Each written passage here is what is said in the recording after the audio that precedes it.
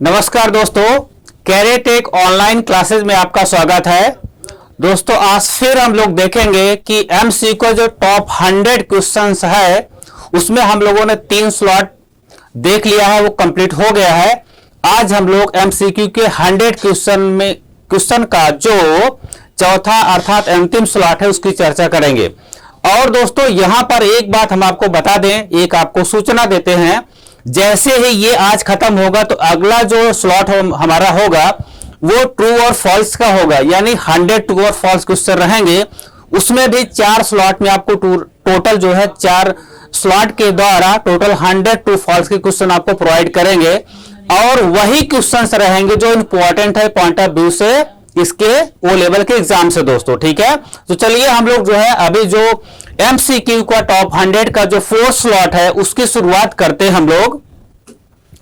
तो दोस्तों सबसे पहला क्वेश्चन हम लोग देखते हैं यहां पे। और एक बात है दोस्तों, ध्यान दीजिएगा, ये जो क्वेश्चन हमने यहां पे डाला हुआ है, जो भी क्वेश्चन हमने यहां पे आपके लिए जो सिलेक्ट किया है वो सारे इंपॉर्टेंट क्वेश्चन, बहुत ही ध्यान से आप इसको देखिएगा।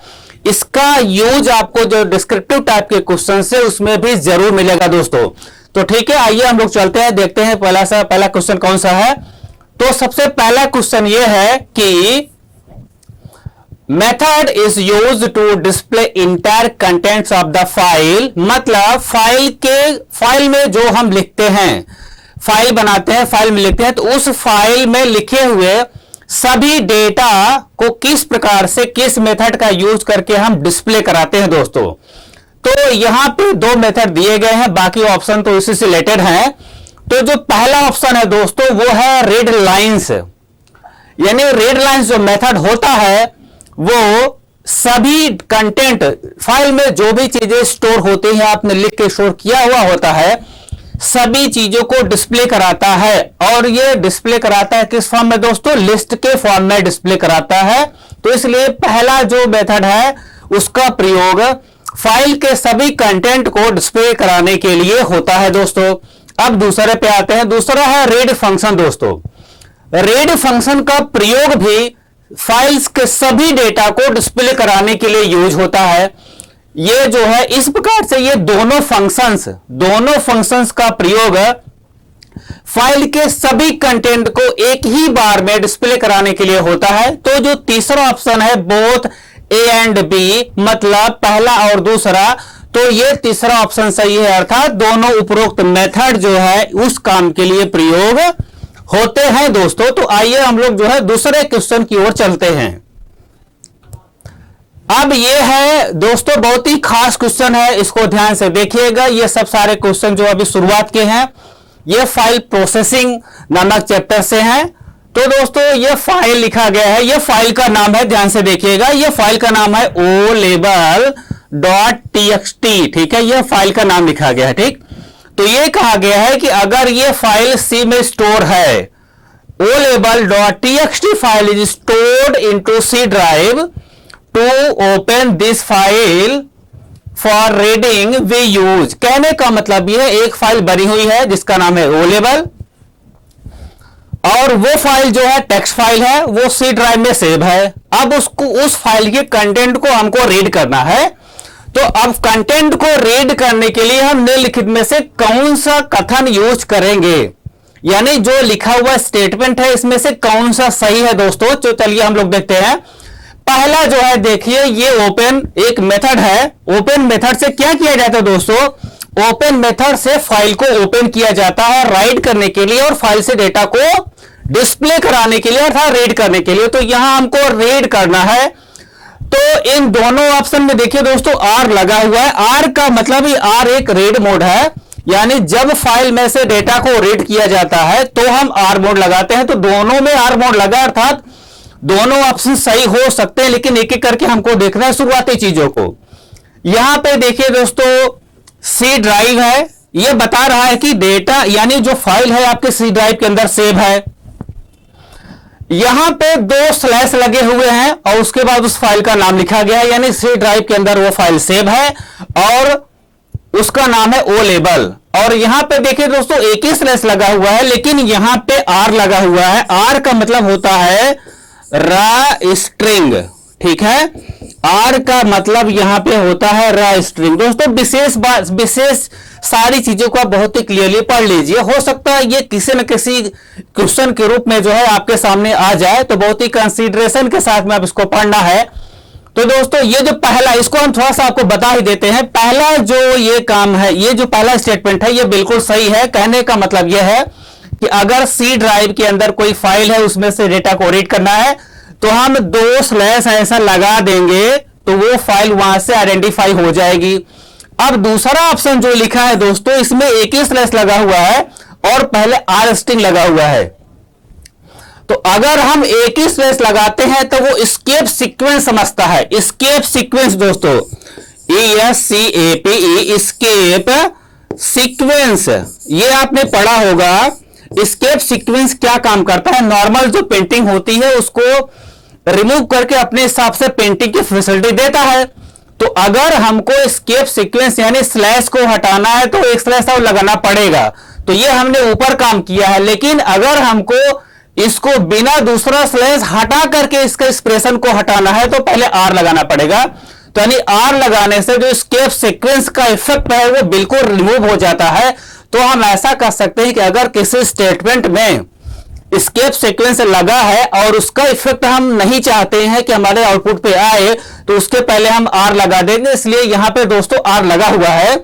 तो इसलिए ये जो आपका दूसरा स्टेटमेंट है ये भी बिल्कुल सही है। तो हम कहने का ये मतलब है कि जो आपका तीसरा ऑप्शन है ए और बी दोनों ही बिल्कुल दोस्तों सही है।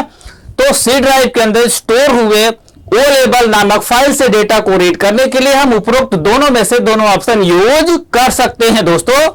तो ये आपका सी ऑप्शन बिल्कुल सही है।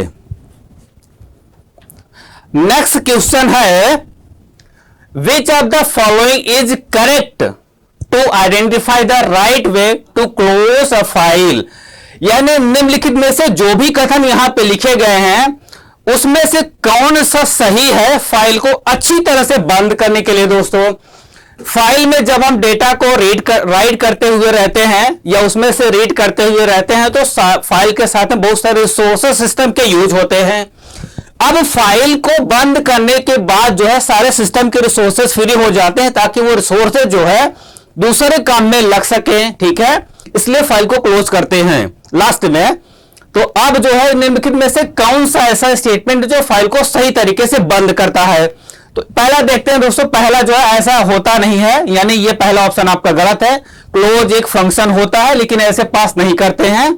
फाइल पॉइंटर के साथ में क्लोज मेथड को यूज करते हैं। तो दोस्तों दूसरा ऑप्शन जो लिखा हुआ है फाइल डॉट क्लोज, ये फाइल एक फाइल पॉइंटर है, फाइल हैंडलर है जिसके साथ में क्लोज मेथड लगा हुआ है। तो दूसरा ऑप्शन बिल्कुल सही है दोस्तों, ये फाइल को अच्छी तरह से बंद कर देगा। अब आइए चलते हैं नेक्स्ट क्वेश्चन की ओर। चौथा क्वेश्चन है दोस्तों, using which mode we can append the data into existing file. यानी कोई फाइल पहले से बनी हुई है, ठीक है, कोई फाइल पहले से बनी हुई है। अब हमको क्या करना है, उसमें डेटा जोड़ना है।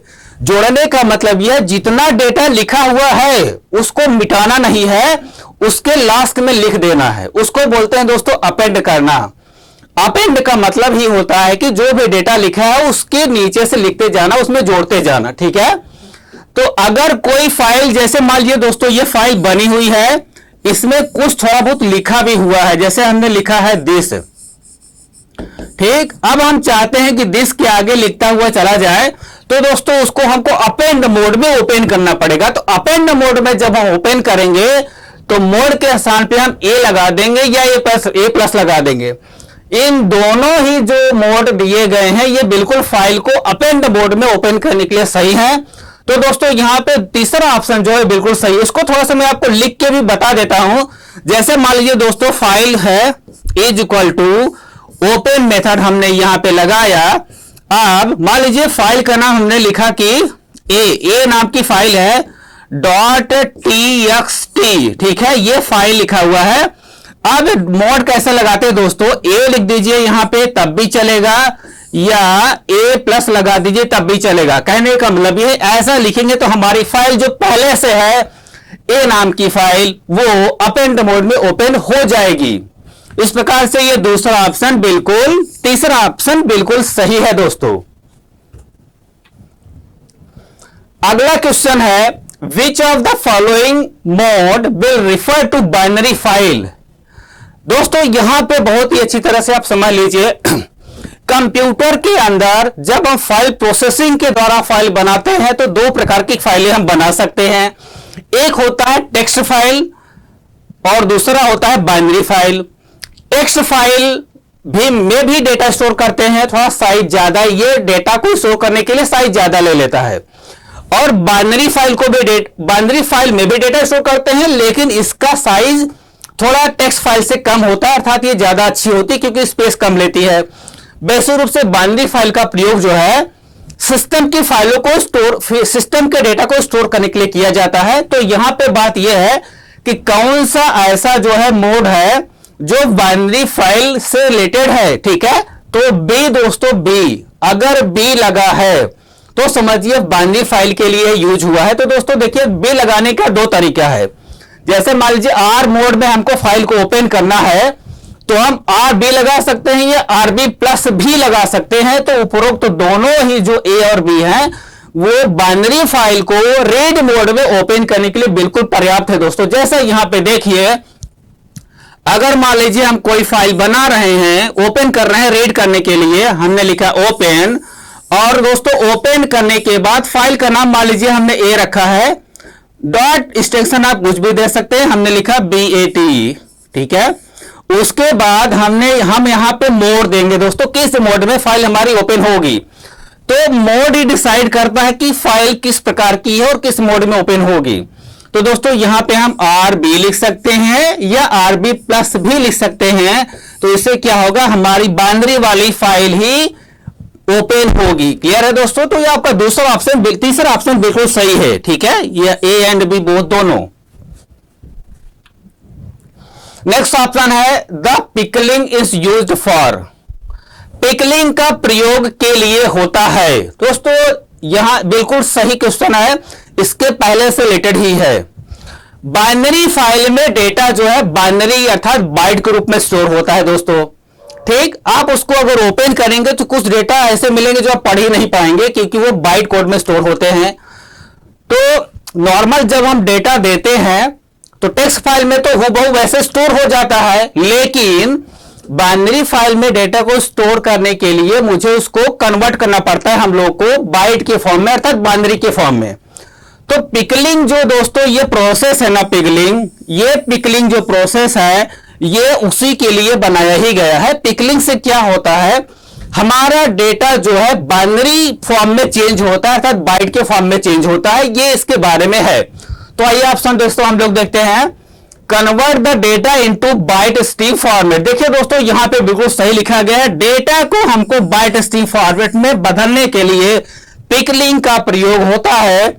नेक्स्ट ऑप्शन है, convert the data into binary format. देखिए दोस्तों, बाइट स्ट्रीम में जो डेटा कन्वर्ट होता है वो इंटरनली बाइनरी रूप में ही स्टोर होता है बाइनरी फाइल में। तो कहने का मतलब ये है, ये भी बिल्कुल सही लिखा गया है। तो इस प्रकार से दोस्तों सी वाला जो ऑप्शन है वो बिल्कुल सही है, मतलब सी वाला ऑप्शन करेक्ट है, ठीक है दोस्तों। नेक्स्ट क्वेश्चन ये है कि which function is use to read single line from the file, ठीक है।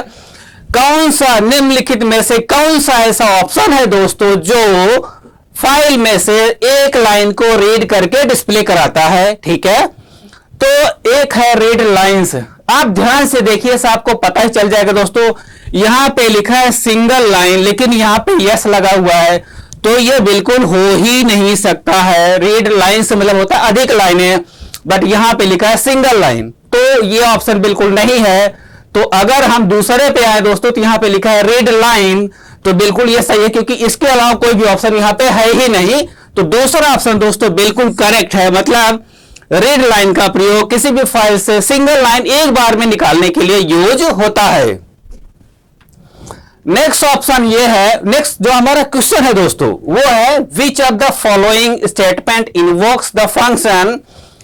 ध्यान से देखिएगा, पढ़िएगा दोस्तों। ये जो इन्वोक है, इन्वोक मतलब होता है बुलाना, ठीक है। इन्वोक मतलब होता है बुलाना, यानी कॉल करना, इंग्लिश में कॉल करना बोलते हैं उसको। तो ये पूछ रहा है कि निम्नलिखित में से कौन सा स्टेटमेंट है जो फंक्शन को कॉल करता है दोस्तों। तो फंक्शन को अगर आप बना दीजिए, ठीक है, अगर आप कॉल नहीं करेंगे तो वो प्रोसेस होगा ही नहीं। अगर आप 2 फंक्शन 3 फंक्शन जितने भी फंक्शन आप फाइल में बना लिए हैं, जब तक आप उसको कॉल नहीं करेंगे वो बिल्कुल काम नहीं करेगा। तो इसमें यह कहा गया है कि फंक्शन को किस प्रकार से इन्वोक करते हैं, कॉल करते हैं, बुलाते हैं।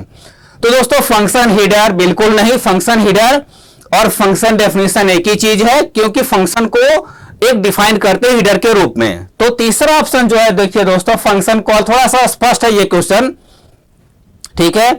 तो ये जो है फंक्शन कॉल है, ये बिल्कुल, ये जो आपका ऑप्शन है, मतलब फंक्शन को दोस्तों कॉल करना, ये है CALL कॉल। फंक्शन को दोस्तों कॉल किया जाता है, तब जाके फंक्शन हमारा काम करता है। तो तीसरा ऑप्शन देखिए दोस्तों, बिल्कुल ये सही है, ठीक है, फंक्शन कॉल किया जाता है।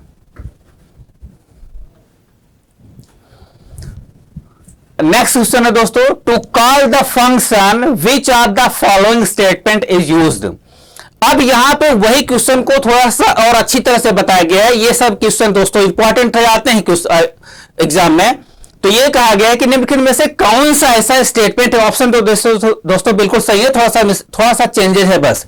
तो यहां पे यह पूछा गया है कि कौन सा स्टेटमेंट ऐसा है जिससे फंक्शन को जो है कॉल किया जाता है। डायरेक्ट ऑप्शन है, डायरेक्ट क्वेश्चन है। तो दोस्तों फंक्शन हेडर में फंक्शन को डिफाइन करते हैं, फंक्शन डेफिनेशन दोनों एक ही चीज है, फंक्शन नेम। दोस्तों जो तीसरा ऑप्शन है, कहने का मतलब यह, जब कोई फंक्शन बना हो, अगर हमको उसको कॉल करना है तो उसके नाम से ही कॉल करना पड़ेगा अपने ऑपरेशन को एग्जीक्यूट कराने के लिए। जैसे हमारे घर में हमारे या कहीं पर भी कोई हमारा सदस्य है, मेंबर है, तो उसके नाम से बुलाते हैं, जैसे वैसे ही है दोस्तों। एक थोड़ा सा छोटा सा एग्जांपल आपको यहां पे बता भी दे रहे हैं। जैसे मान लीजिए दोस्तों, हमने एक फंक्शन बनाया, डेफ हमने लिखा ऐड, ठीक है, ऐड लिखा हमने, यहां पे दोस्तों हमने A लिख दिया और B लिख दिया, ठीक है, ये फंक्शन हमने बना दिया।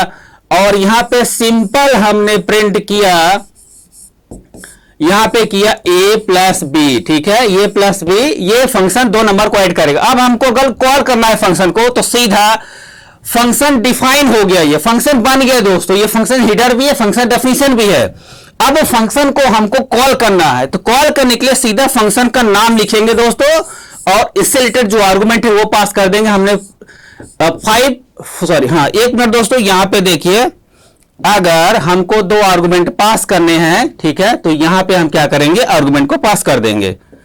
अब यहां पे प्लस करके हम इसको प्रिंट कराएंगे और यहां पे कामा 5 6 कर देंगे, ठीक है। इतना कॉल करने के बाद सिर्फ नाम लिखा है दोस्तों, देखिए ये फंक्शन का नाम है, ठीक है, ये फंक्शन का नाम है और ये फंक्शन का नाम है। फंक्शन के नाम से ही फंक्शन कॉल होते हैं, अपने आप कॉल हो जाएगा। और जो आउटपुट आएगा दोस्तों वो 6 5 11 आ जाएगा। इस प्रकार से आपने देखा कि फंक्शन कैसे फंक्शन के नाम से कॉल होते हैं दोस्तों। तो इसमें जो है जो तीसरा ऑप्शन है वो बिल्कुल सही है, ठीक है। आइए हम लोग देखते हैं next question, which of the statement is used for the import the module into program. दोस्तों जब हमको किसी भी अदर मॉड्यूल से रिलेटेड फंक्शन को यूज करना होता है प्रोग्राम में, तो हम उस फंक्शन को यूज करने के लिए वह फंक्शन जिसमें डिफाइन किया गया है उस मॉड्यूल को हम अपने प्रोग्राम में इंपोर्ट करते हैं, ठीक है, ताकि उसकी सारी प्रॉपर्टी हमारे प्रोग्राम में आ जाए। तो उस प्रोग्राम उस फंक्शन से रिलेटेड मॉड्यूल को अपने प्रोग्राम में लाने के लिए इंपोर्ट कीवर्ड का प्रयोग किया गया है दोस्तों। इंपोर्ट कीवर्ड से हम किसी भी मॉड्यूल, ऐसे मॉड्यूल जिसका फंक्शन हमको यूज करना है, उस मॉड्यूल को हम अपने प्रोग्राम में इंपोर्ट कर सकते हैं दोस्तों। तो यह आपका इंपोर्ट कीवर्ड है जो किसी भी मॉड्यूल को अपने प्रोग्राम में लाने के लिए यूज होता है। तो आपका पहला ऑप्शन बिल्कुल सही है दोस्तों,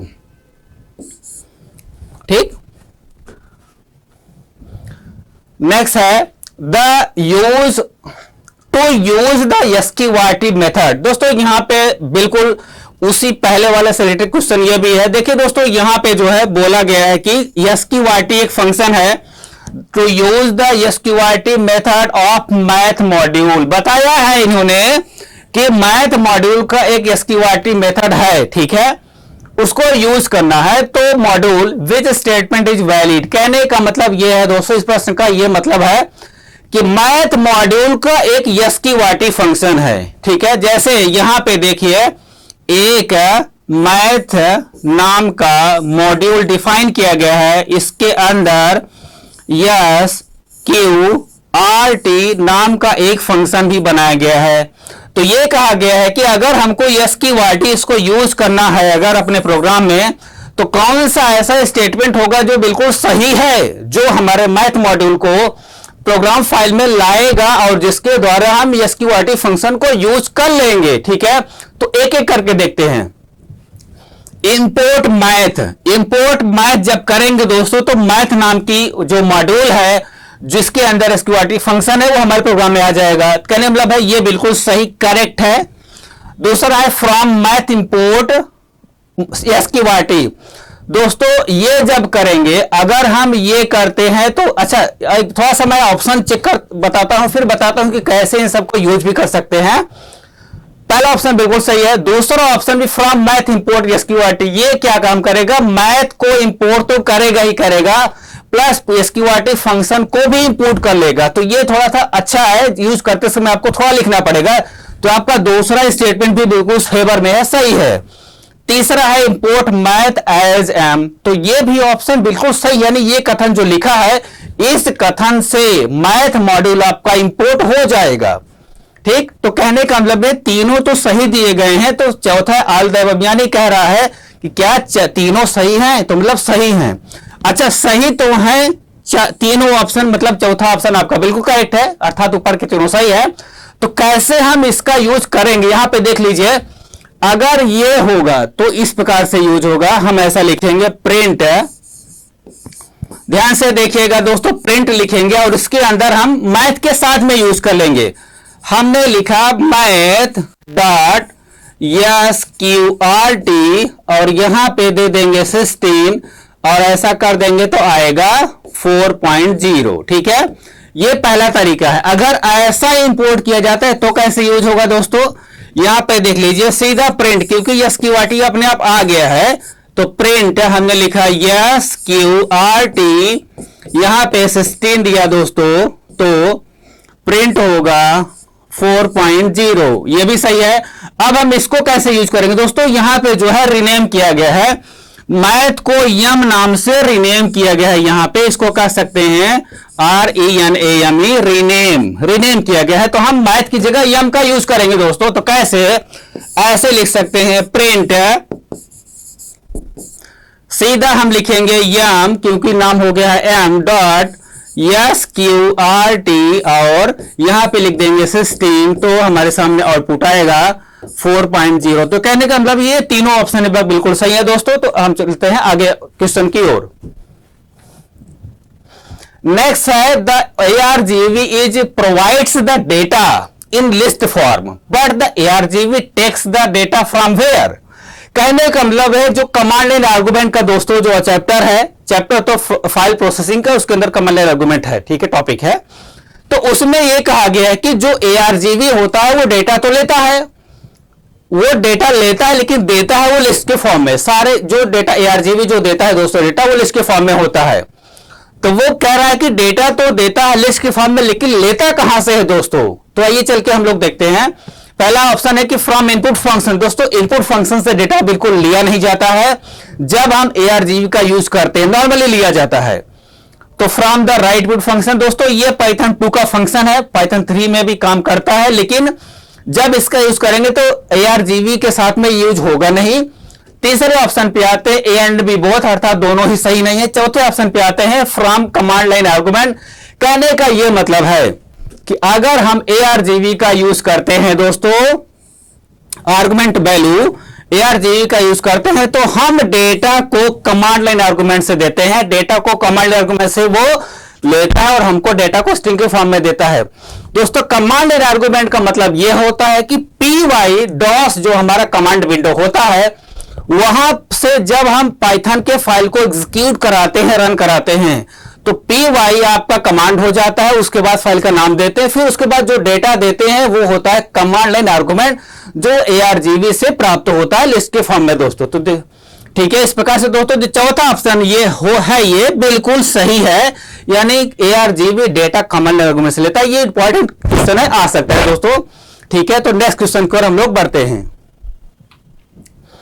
अगला है module is a file saved with extension.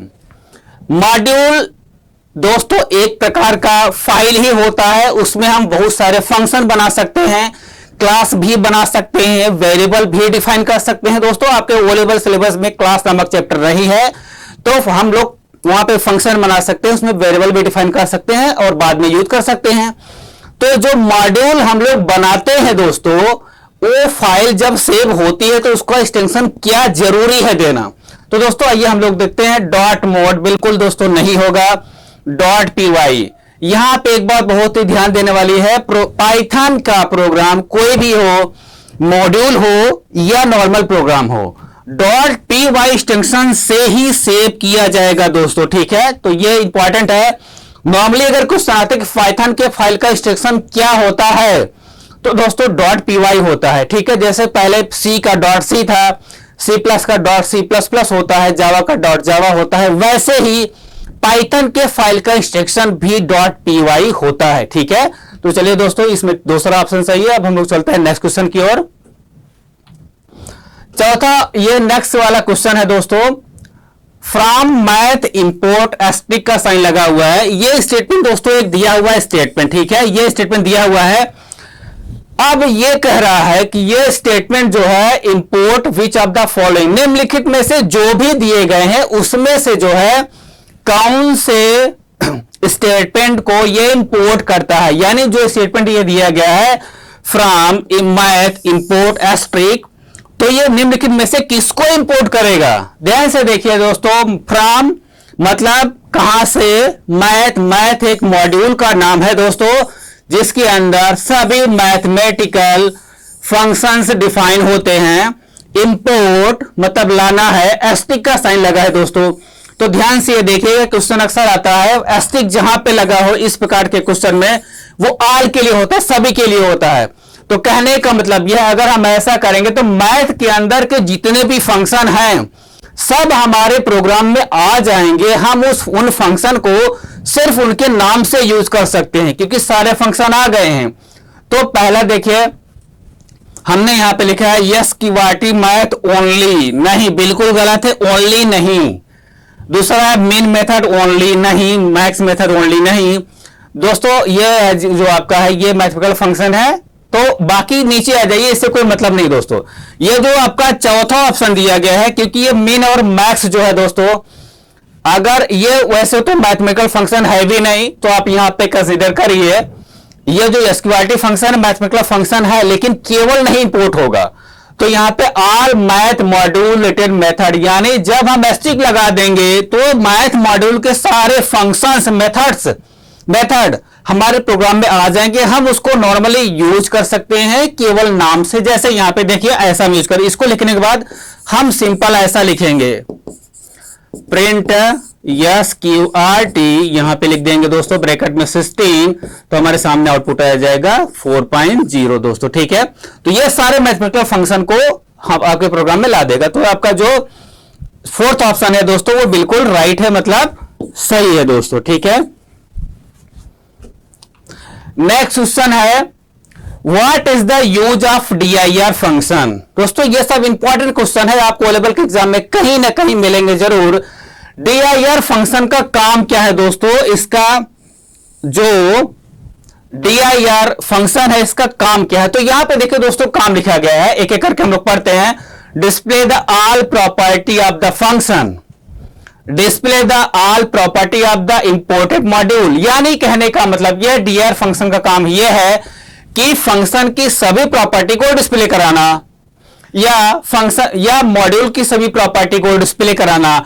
अगला है ए एंड बी बोथ, चौथा है नन ऑफ द मेंशन्ड। ठीक है, तो दोस्तों यहां पे एक बात हम आपको बता दें, जो dir फंक्शन होता है dir, वो मॉड्यूल की प्रॉपर्टी को दोस्तों डिस्प्ले करा देता है। ठीक है, फंक्शन की प्रॉपर्टी को, फंक्शन के लिए हम उसको यूज नहीं कर सकते, अगर मॉड्यूल की सभी प्रॉपर्टी को हमको देखना है कि उस मॉड्यूल के अंदर कितने फंक्शन डिफाइन है, कितने वेरिएबल डिफाइन है, कितनी क्लास डिफाइन है, तो वो सब कुछ जो है आपके सामने डिस्प्ले कर देगा। तो आपका ये dir फंक्शन जो है बिल्कुल दोस्तों सही है। तो यानी ये जो आपका दूसरा ऑप्शन है, डिस्प्ले द इंपोर्टेड मॉड्यूल, जो आपके फाइल में इंपोर्ट रहेगा उसके बारे में आप जो है dir फंक्शन से सारे चीजों को डिस्प्ले करा सकते हैं। यानी ये आपका जो तीसरा ऑप्शन है दोस्तों वो बिल्कुल सही है, मॉड्यूल की सभी संपत्ति को दिखाने के लिए। इसको यूज कैसे करते हैं थोड़ा सा देख लीजिए आप। जैसे हमने लिखा इंपोर्ट, हाँ देखिए दोस्तों ध्यान से, हम क्या करेंगे, अगर हमको कोई भी मॉड्यूल यूज करना है सबसे पहले तो उसको हम इंपोर्ट करेंगे अपने प्रोग्राम में इंपोर्ट करेंगे। इंपोर्ट हमने लिखा मान लीजिए मैथ, ठीक, ये मैथ हो गया। अब हमको मैथ की सारी प्रॉपर्टी देखनी है तो हम लिखेंगे प्रिंट और लिखेंगे dir और यहां पे लिखेंगे मैथ, ये ऐसा लिख देंगे। तो अब क्योंकि मैथ जो मॉड्यूल है वो हमारे प्रोग्राम में आ चुका है, तो मैथ क्या करेगा, सारी प्रॉपर्टी को देगा, जो प्रिंट फंक्शन है वो सारी प्रॉपर्टी को डिस्प्ले करा देगा। तो आपका जो ये ऑप्शन है दोस्तों वो बिल्कुल सही है, ठीक है। नेक्स्ट क्वेश्चन है PI का मतलब क्या होता है, अर्थात इसका फुल फॉर्म पूछा है दोस्तों, इंपॉर्टेंट है, फुल फॉर्म अक्सर आता है कभी कभी। तो इसका जो स्टैंड फॉर मतलब इसका फुल फॉर्म क्या है दोस्तों, इसका मतलब क्या है, तो पाइथन PY से हो गया दोस्तों पाइथन, और PI ये जो दोस्तों जो ये है जो, यानी PY से हो गया PY, इस P से दोस्तों हो गया पैकेज, ठीक है, और I से हो गया इंडेक्स, ठीक। तो इसका full form Python package index, ठीक। PI का फुल फॉर्म है, यानी इसका मतलब है पाइथन पैकेज इंडेक्स। तो ये आपका जो दूसरा ऑप्शन है दोस्तों वो बिल्कुल सही है। नेक्स्ट क्वेश्चन को पढ़ते हैं, numpy स्टैंड फॉर। अब यहां पे दोस्तों numpy जो चैप्टर है आपका पाइथन जो पेपर है आपका 3rd नंबर का, उसका लास्ट चैप्टर है numpy दोस्तों, ठीक है, numpy बेसिक। तो उस numpy का फुल फॉर्म पूछा है, यानी उसका मतलब क्या होता है, तो numpy, नम मतलब होता है दोस्तों न्यूमेरिक, PY मतलब होता है दोस्तों पाइथन, तो न्यूमेरिक पाइथन, क्योंकि ये जो चैप्टर है बेसिकली रूप से जो है एरे प्रोसेसिंग के लिए बनाया गया है। तो वहां पे एरे मतलब न्यूमेरिकल डेटा होता है, ठीक है। तो इस प्रकार से जो है हम numpy का जो आंसर होता है, जो उसका फुल फॉर्म होता है, वो है पहला ऑप्शन दोस्तों, बिल्कुल सही है। तो न्यूमेरिक पाइथन दोस्तों, ठीक है। अब हम लोग जो है नेक्स्ट क्वेश्चन को आते हैं। अगला क्वेश्चन है, what is the basic use of numpy। numpy का यूज हम नॉर्मली क्यों करेंगे या क्यों करते हैं, तो दोस्तों पहला ऑप्शन है एरे प्रोसेसिंग। वास्तव में जो आपका numpy है दोस्तों, numpy एरे के लिए ही बनाया गया है, तो एरे मतलब ये पहला सही है। दूसरा है मशीन लर्निंग, ये जो numpy दोस्तों जो चैप्टर है वो एडवांस पाइथन में आता है, तो ये मशीन लर्निंग के लिए भी यूज होता है। तो इस प्रकार से जो तीसरा ऑप्शन है दोस्तों, यानी ये दोनों सही, तो तीसरा ऑप्शन जो है वो बिल्कुल सही, मतलब A एंड B दोनों ही सही हैं। अर्थात numpy का प्रयोग एरे प्रोसेसिंग के लिए और मशीन लर्निंग के लिए यूज किया जाता है, ठीक है। अब अगला क्वेश्चन देखिए दोस्तों, विच of the following is contained in numpy libraries, यानी निम्नलिखित में से किसकी लाइब्रेरी numpy में रहती है, निम्नलिखित में से किसकी लाइब्रेरी numpy में है दोस्तों, ठीक है। यह अर्थात लाइब्रेरी से रिलेटेड दोस्तों यहां पे क्या है, जो भी फंक्शन हम लोग यूज करते हैं, जो भी एप्लीकेशन यूज करते हैं, उसको मॉड्यूल में करके डिफाइन किया गया होता है दोस्तों। क्योंकि जब हम यूज करते हैं तो सिर्फ यूज करते हैं, उसको डिफाइन नहीं करते हैं। तो यह पूछा गया है कि जो भी चीजें यहां पे दी गई है, जो भी एप्लीकेशन यहां पे दिए गए हैं, उनमें से किसकी लाइब्रेरी numpy में है, ठीक है। तो पहला ऑप्शन है n डायमेंशनल एरे ऑब्जेक्ट, दूसरा ऑप्शन है tools for integrating C++ and Fourier transform, ठीक है। हाँ, नेक्स्ट है ऑल द मेंशन। तो दोस्तों यहां पे ध्यान से देखिएगा, यानी फूरियर जो है, फूरियर ट्रांसफॉर्म है, ये बिल्कुल इसकी लाइब्रेरी जो है numpy में है, और tools for integrating C and C++ and Fortran, इसकी भी लाइब्रेरी जो है दोस्तों numpy में है। और ये मल्टी डायमेंशनल एरे ऑब्जेक्ट, यानी हम इससे एरे तो बनाते ही हैं। तो समझिए कि दोस्तों जो आपका लास्ट सेंसर है, यानी सभी से संबंधित जो है दोस्तों लाइब्रेरी जो है वो numpy में डिफाइंड है। हम सभी के लिए numpy का यूज आराम से कर सकते हैं दोस्तों, ठीक है। तो ये आपका फोर्थ ऑप्शन सही है, ठीक। ये जो दोस्तों ये जो लास्ट में है दोस्तों तीसरा जो है फोरियर ट्रांसफॉर्म, ये आपको थोड़ा सा नया लग रहा है क्योंकि ये एप्लीकेशन में नहीं है, लेकिन इसकी लाइब्रेरी उसके अंदर डिफाइन है दोस्तों, ठीक। एरे तो आपके सिलेबस में है ही, आप पढ़ चुके होंगे। और इसको हम numpy को जो है यानी numpy के सहारे हम इसको C++ से जोड़ सकते हैं और फोर्ट्रान से भी जोड़ सकते हैं दोस्तों, ठीक है। इस प्रकार से आपका जो है चौथा ऑप्शन जो है बिल्कुल सही है। अगला क्वेश्चन है दोस्तों, the array method of numpy is used for. थोड़ा सा ये जो इस प्रकार के जो फंक्शन है, इस प्रकार के जो दोस्तों क्वेश्चन है वो आ सकते हैं, ठीक है। यानी एरे जो मेथड है उसका यूज क्यों करते हैं दोस्तों, हम numpy का जो एरे मेथड है हम यूज क्यों करते हैं। तो create the one dimensional array, यहां पे सीधा हम आपको बता दें दोस्तों, हम numpy में एरे मेथड से चाहे तो एक dimensional, one dimensional, two dimensional या मल्टी डायमेंशनल एरे आराम से बना सकते हैं और उसको एक्सेस कर सकते हैं, ठीक है। तो इसमें जो है जो लास्ट ऑप्शन है दोस्तों वो बिल्कुल सही है, ठीक है। यानी सभी एरे हम बना सकते हैं, चाहे वो एक डायमेंशनल हो, चाहे दो डायमेंशनल हो, चाहे मल्टी डायमेंशनल हो। मल्टी मतलब N array, N dimensional array, multi dimensional array दोस्तों।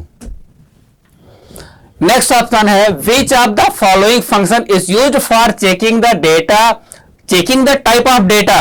दोस्तों ये फंक्शन कुछ यहां पे दिए गए हैं, इसमें ये पूछा है कि निम्नलिखित में से कौन सा ऐसा फंक्शन है जो किसी भी डेटा का टाइप बताएगा कि वो डेटा किस प्रकार का है। दोस्तों जब डेटा टाइप बताया जाता है तो उसका क्लास डिस्प्ले करा दिया जाता है। थोड़ा सा आपको कुछ डेटा टाइप की क्लास आपको बता रहे हैं, जैसे अगर डेटा स्ट्रिंग में हो तो उसका क्लास जो टाइप होता है दोस्तों वो str होता है, ठीक है। अगर वो इंटीजर का डेटा है अर्थात ऐसा डेटा जिसमें दशमलव नहीं है तो उसका क्लास टाइप int होता है। अगर दशमलव वाला डेटा है तो उसका क्लास टाइप जो है दोस्तों फ्लोट होता है। अगर जिसमें दशमलव है वैसा डेटा हो तो फ्लोट होता है। अगर ट्रू और फॉल्स है तो बुलियन होता है, ठीक है। इसी प्रकार से जो है सबका क्लास डिफाइन किया गया। अगर लिस्ट है तो लिस्ट होगा, टपल है तो टपल होगा, डिक्शनरी होगा तो DICT होगा, सेट होगा तो सेट होगा, ठीक है। तो अगर हमको किसी भी डेटा का टाइप पता करना है तो दोस्तों सिंपल सी बात है, टाइप फंक्शन का प्रयोग होता है किसी भी डेटा का टाइप पता करने के लिए। तो इसमें पहला ही ऑप्शन सही है। जैसे एक एग्जांपल भी लेके आपको बताते हैं, जैसे मान लीजिए दोस्तों हमने लिखा a इज इक्वल टू, हमने लिखा रमेश, ठीक है। ये रमेश दोस्तों है स्ट्रिंग टाइप का फंक्शन, स्ट्रिंग टाइप का डेटा है दोस्तों, ये एक स्ट्रिंग टाइप का डेटा है। अगर हम इसका टाइप पता करना चाहें तो प्रिंट फंक्शन में टाइप फंक्शन के अंदर ऐसा लिख देंगे दोस्तों, ये है a, ठीक है। तो इसका जो आएगा टाइप वो आएगा str, तो बताएगा कि किस प्रकार का डेटा है ये, ठीक है। इस प्रकार से इसको हम यूज भी कर सकते हैं। तो इसमें जो है दोस्तों पहला ऑप्शन बिल्कुल सही है। तो नेक्स्ट क्वेश्चन को हम लोग बढ़ते हैं। अगला क्वेश्चन है which of the following function is used for display the memory address of the object. दोस्तों ऑप्शन सेम है लेकिन क्वेश्चन अलग है, तो यहां पे ध्यान देना है। जैसे दोस्तों जब भी हम कोई वेरिएबल बनाते हैं, कोई भी ऑब्जेक्ट बनाते हैं, ऑब्जेक्ट क्रिएट करते हैं प्रोग्राम के अंदर, तो जैसे ही लिखते हैं, जैसे मान लीजिए हमने यहां पे लिखा a इज इक्वल टू 25, ठीक है। तो a नाम का वेरिएबल मेमोरी में बन जाता है। जैसे हमारे आपका घर का एड्रेस एक नहीं होता है, वैसे मेमोरी में सारे ब्लॉक जहां पे डेटा स्टोर होता है सब एड्रेस अलग अलग होता है, यूनिक होता है, ठीक है। तो अगर उस एड्रेस को जैसे ऐसे ही बना होगा, a ऐसे ही बना होगा, यहां पे ऐसे ब्लॉक बना होगा मेमोरी में, इसके अंदर होगा 25, इसका कुछ ना कुछ दोस्तों एड्रेस होगा। अब इसको बोलते हैं वेरिएबल, ठीक है। इसको वेरिएबल बोलते हैं, इसको आइडेंटिफायर भी बोल सकते हैं, ठीक है, आइडेंटिफायर, और इसको आप ऑब्जेक्ट भी बोल सकते हैं, ठीक है, ठीक। अब ये है आपका डेटा, ठीक।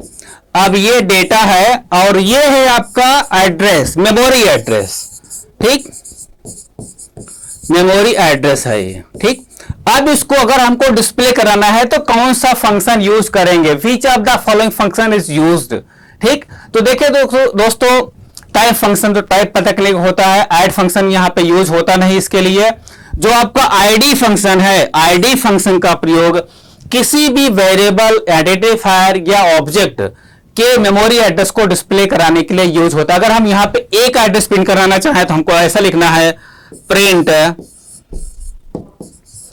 प्रिंट के अंदर हम आईडी यूज करेंगे और सिंपल यहां पे लिख देंगे ए। तो ए का जो भी एड्रेस है, जैसे कि हमने यहां पे लिखा है 1236, उसका एड्रेस दोस्तों डिस्प्ले हो जाएगा। यहां पे एक बात हम आपको ध्यान से बताते हैं कि जो आइडेंटिटी ऑपरेटर है, इज और नॉट इज, ठीक है, इज और नॉट इज, वो क्या काम करता है, वो यही पता करता है कि क्या दो वेरिएबल के एड्रेस सेम है कि नहीं। दोस्तों यहां पे एक खास बात आपको बता दें कि अगर दो वेरिएबल का वैल्यू सेम है तो एड्रेस भी सेम होगा। यानी अगर a इक्वल टू 25 है और हमने यहां पे ऐसा लिख दिया b इक्वल टू 25, तो दोनों का एड्रेस दोस्तों सेम होगा।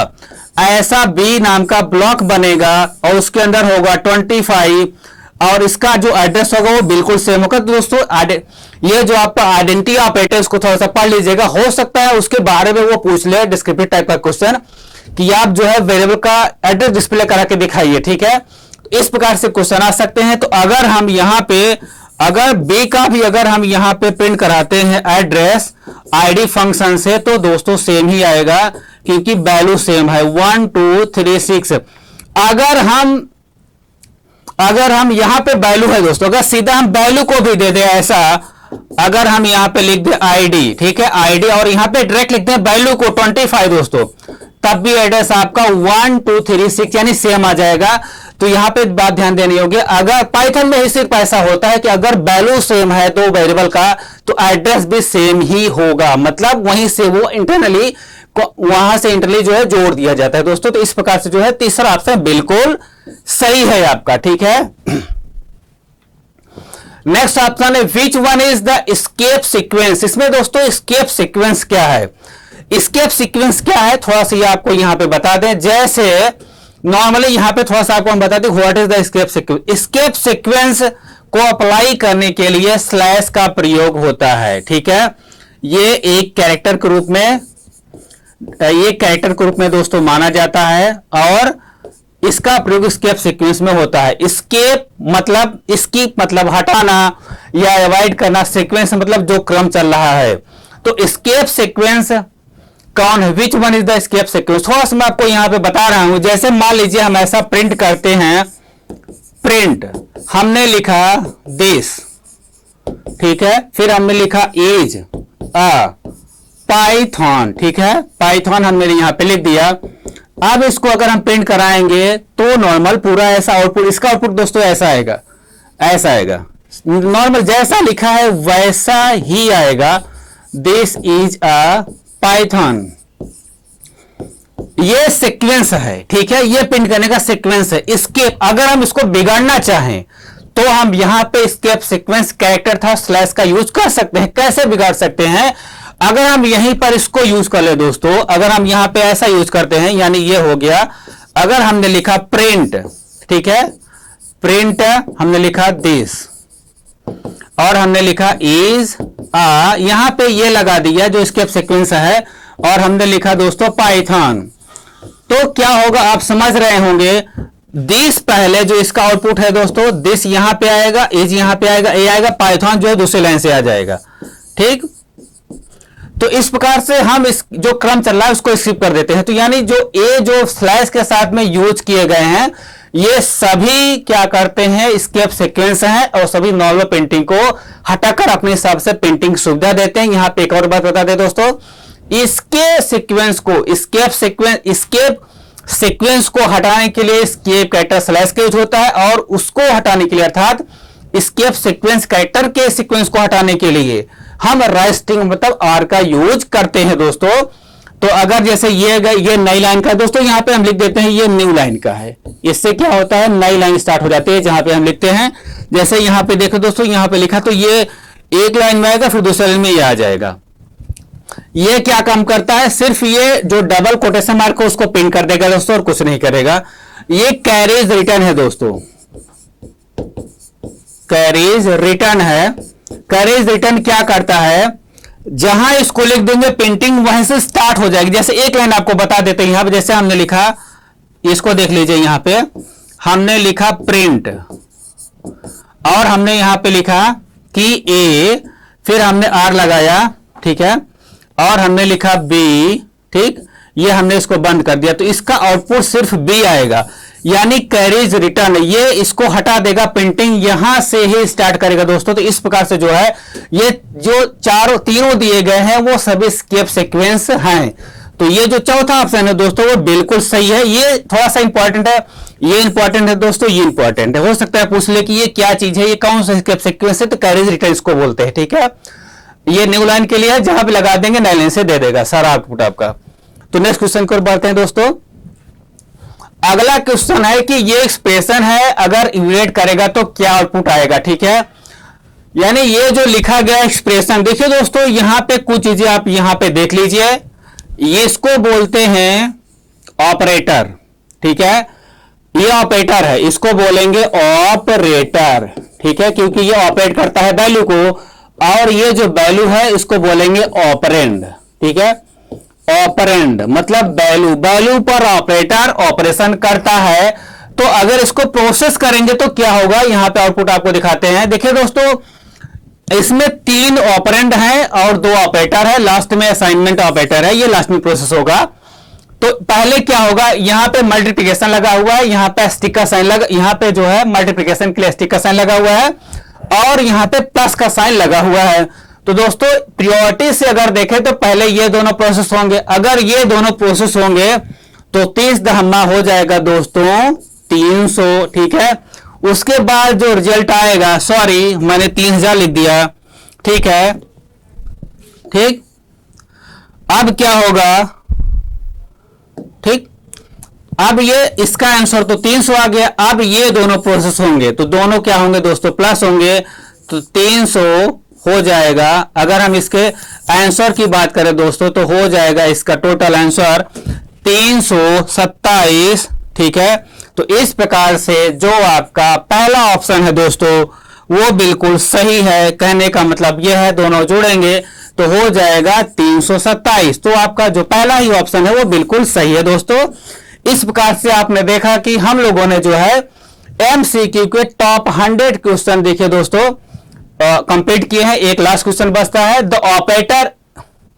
ऑपरेटर, ये जो ऑपरेटर दोस्तों दिया गया है वो यूज्ड होता है किसके लिए, ये इंपॉर्टेंट है दोस्तों, ठीक है।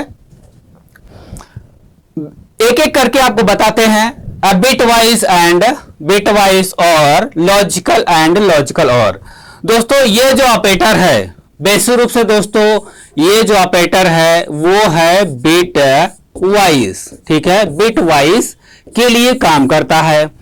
अब ये एंड है, बिट वाइज एंड है, तो एंड का मतलब थोड़ा सा यहां पे समझिए, थोड़ा सा एग्जांपल भी आपको हम दिखा देते हैं। एंड का मतलब होता है कि दोनों चीजें जरूरी हैं, और का मतलब होता है दोनों चीजें जरूरी नहीं। तो ऑप्शन में पहले आपको टिक करा देते हैं, ये है बिट वाइज एंड, ठीक है। अब बताते हैं ये कैसे काम करता है। तो बिट वाइज एंड जहां भी लगे, इसका मतलब समझिए कि दोनों एंड हमेशा जहां वहां लगेगा जहां 2 वैल्यू रहेंगी या 2 कंडीशंस रहेंगी, ठीक है। तो जब दोनों कंडीशन साथ में ट्रू होंगी तभी एंड ऑपरेटर जो है ट्रू देगा हमको। जैसे हम कहते हैं कि हम जो है दाल और रोटी खाएंगे, दाल या रोटी नहीं कहते हैं क्योंकि दोनों खाना अच्छा लगता है, या हम कहेंगे पैंट और शर्ट पहनेंगे, हम ये नहीं कहते पैंट या शर्ट पहनेंगे। अगर हम कहें या तो कोचिंग जाएंगे या तो कॉलेज जाएंगे, तो यहां पे दोनों में से कोई एक सिलेक्ट हो जाता है। तो हम बता रहे हैं आपको एंड का मतलब यह है, ये सब तभी काम करता है जब दोनों की कंडीशन ट्रू हो। तो ये काम कैसे करेगा दोस्तों, बेसिक रूप से बिट वाइज ऑपरेटर क्या काम करता है, जो भी हमने वैल्यू डिजिट दिया है उसको इंटरनली पहले बाइनरी में चेंज किया जाता है, फिर उस पर ये एंड का ऑपरेशन करता है, फिर उसके बाद रिजल्ट को देता है। थोड़ा सा एग्जांपल लेकर आपको बताते हैं। जैसे मान लीजिए दोस्तों हमने लिखा सिंपल प्रिंट, ठीक, प्रिंट हमने लिखा टू, एंड लगा दिया बीच में, ये एंड लगा दिया और यहां पे लिख दिया 3। अब ये काम कैसे करेगा? पहले दोस्तों 2 की बाइनरी निकलेगी, 2 की बाइनरी होती है 1 0। अब दोस्तों 3 की बाइनरी निकलेगी, 3 की बाइनरी होती है 1 1। दोनों के बीच में एंड ऑपरेशन होगा। अब एंड ऑपरेशन होता कैसे दोस्तों, ये ध्यान से देखना है। ये दोनों कंपेयर करेगा, अगर दोनों ही ट्रू, देखिए दोस्तों एक बात और है, यहां पे ट्रू को डिनोट किया जाता है 1 से और फॉल्स को डिनोट किया जाता है 0 से। तो दोनों अगर ट्रू होंगे, एंड मतलब एंड क्या काम करता है, जब दोनों ट्रू होंगे तो ही ट्रू देगा। अगर एक ट्रू है या दोनों ही फॉल्स हैं तो फॉल्स ही देगा। तो ऐसे केस में ये देखिए एक ट्रू है एक फॉल्स है, तो ऐसे केस में तो फॉल्स ही आएगा, तो मतलब 0 आएगा। और ये देखिए दोस्तों ट्रू है दोनों, तो ऐसे केस में ही केवल ट्रू देता है, तो मतलब ये। अब इसका बाइनरी देखिए दोस्तों क्या है, इसका बाइनरी हो जाएगा 2। तो इस प्रकार से ये दिए गए वैल्यू पर बाइनरी ऑपरेशन करेगा, उसको बाइनरी में निकालेगा, उसके बाद एंड ऑपरेशन करने के बाद फिर रिजल्ट आपको देगा। इसके हिसाब से जो आपका उत्तर आता है वो आता है 2, ठीक है। तो ये जो डिस्प्ले करेगा दोस्तों, ये डिस्प्ले करेगा 2, ठीक। तो इस प्रकार से दोस्तों हम लोगों ने यहां पे देखा कि जो एमसीक्यू के जो टॉप 100 क्वेश्चन थे वो हम लोगों ने 4 स्लॉट में दिए हैं। तो नेक्स्ट जो हमारा वीडियो होगा वो ट्रू फॉल्स का होगा दोस्तों। ट्रू फॉल्स से रिलेटेड 100 टॉप क्वेश्चन होंगे, उसको भी ऐसे 4 स्लॉट में आपको देंगे और वो भी क्वेश्चन वो रहेंगे जो इंपॉर्टेंट क्वेश्चन रहेंगे। और सबसे बड़ी बात दोस्तों, अब हम आपके लिए काफी मेहनत कर रहे हैं, सोच रहे हैं कि आपका जो ओ लेवल में ग्रेड हो वो यस ग्रेड से नीचे ना हो। तो आप इस चैनल को सब्सक्राइब जरूर करिए, आपको बहुत इंपॉर्टेंट क्वेश्चन मिलेंगे हमारे यह वीडियो से। इसको लाइक करिए, एक दूसरे को शेयर भी कर सकते हैं और बेल आइकन जरूर प्रेस करिए दोस्तों। और सबसे बड़ी बात है, अगर आपको इसमें कुछ कमी दिखती है आपके हिसाब से जो आप चाहते हैं उसके लिए आप कमेंट लिखिए दोस्तों, हमसे आपका कम्युनिकेशन बना रहेगा। और दोस्तों सबसे बड़ी बात है कि ये जो हमारा लिंक है फ्री पीडीएफ के लिए, जो आपका कैरियर टेक है वहां पे आप फ्री पीडीएफ जो है पा सकते हैं। बहुत सारे नोट्स आपको हम देंगे दोस्तों, ठीक है, बहुत सारे नोट्स देंगे। तो नोट्स को आपको वहां से ले लेना है सॉफ्ट कॉपी के रूप में, आप उसको जो है पढ़ सकते हैं, वो इंपॉर्टेंट क्वेश्चंस होंगे। बहुत सारे प्रोग्राम्स भी आपको मिलेंगे दोस्तों। तो इसी के साथ दोस्तों हम जो है अगले बार जब नेक्स्ट वीडियो जो हमारा होगा वो top 100 true false related question वाला होगा। तो दोस्तों इसी वीडियो के साथ दोस्तों नमस्कार, थैंक यू, धन्यवाद।